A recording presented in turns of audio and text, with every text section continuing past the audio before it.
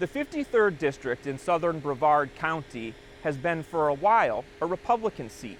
Randy Fine won in 2016, then won re-election in 2018. He's now going for his third term. But there's a familiar name to some voters here, coming back for a second try to flip the seat from red to blue. Want to introduce you to Phil Moore. Ran against Randy 2 years ago, thinks that he can do it this time.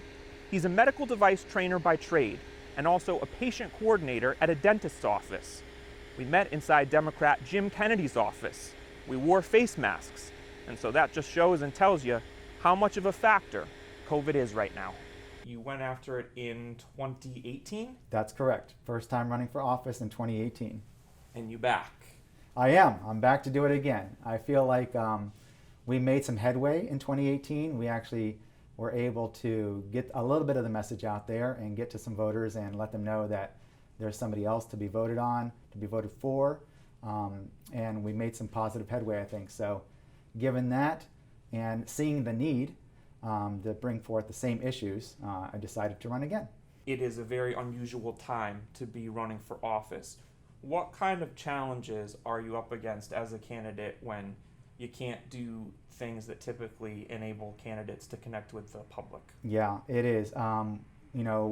The coronavirus here in Brevard County actually is back on another upswing. Overall, it's been difficult as candidates, I think, to reach out to voters. Understandably, elections right now are not their top priority. With the coronavirus around, that's their top priority. And what the effects of the coronavirus have been. People have been unemployed. They've been furloughed out of work, so that's their priority. Figuring out what they're going to do, how they're going to make paycheck to paycheck met, if they're going to be able to stay in their places, if they're renters.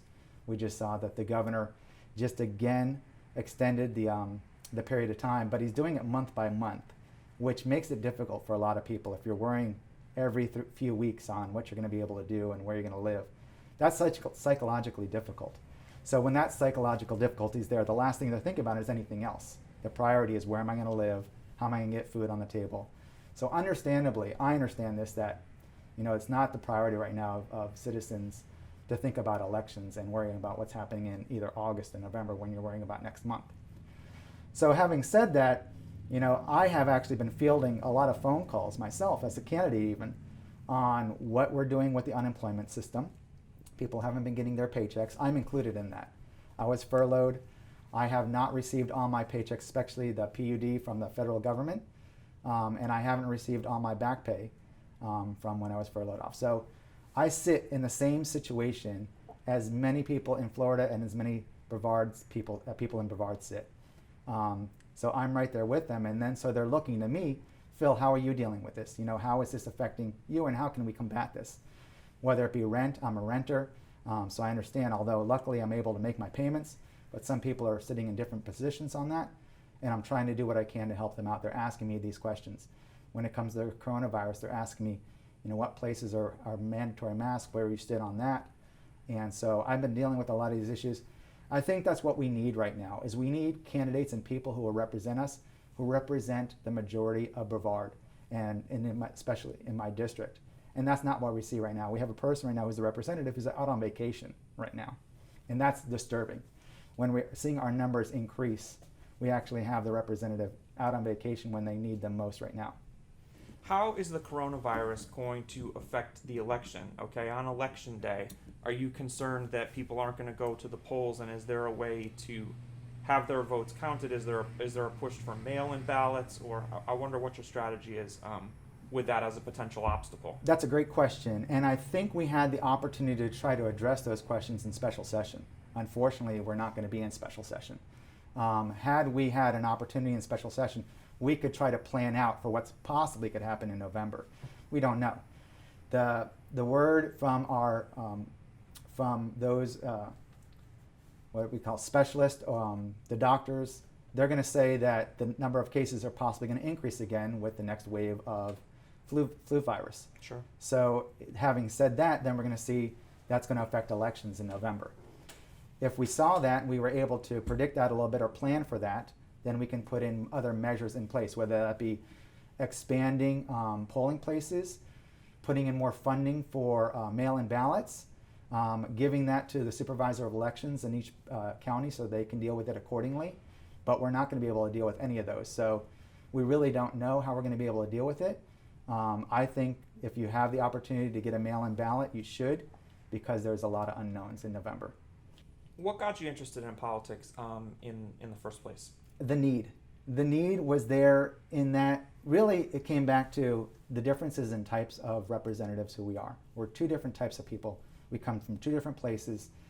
And some of the things that I believe in terms of home rule, I don't believe the state representative position, although it's an elected position, is not meant to oversee other elected officials. It's not meant to be above them. So I wanted to bring that back and recognize that, a state representative is another elected position just like everybody else, but my job is to represent the district and go to Tallahassee and fight for those things. We don't have that right now. We have a divisive representative, and he's shown that for the last 4 years.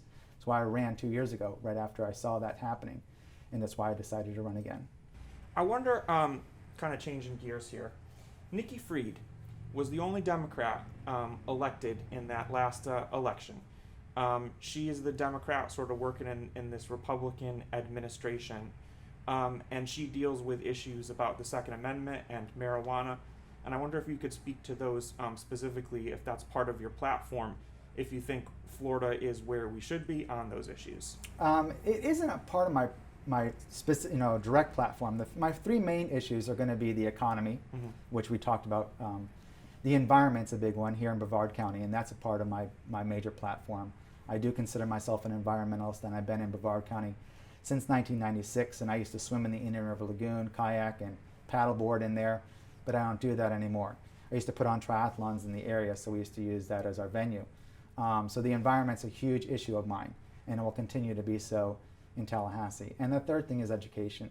That's one of my other big issues, is how we're dealing with diverting funds or defunding the public education system and moving more dollars, and as we did in even this last signing of the bills with the governor, we're moving more tax dollars, public tax dollars, into private institutions, private entities.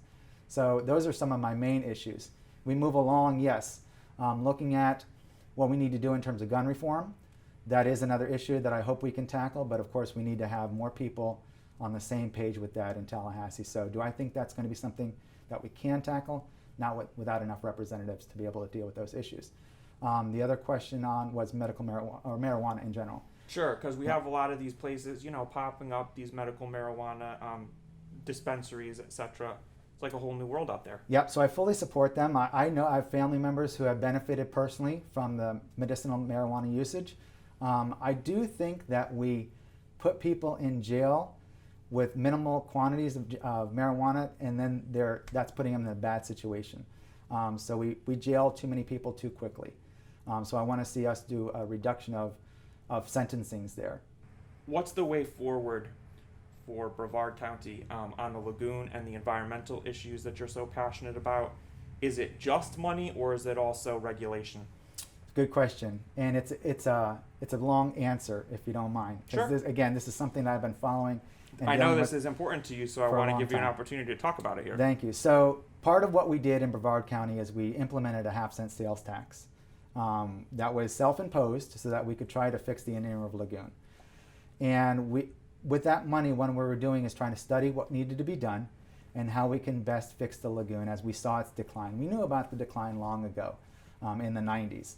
We had scientists telling us, if we don't do something about it, the lagoon's going to collapse and fail.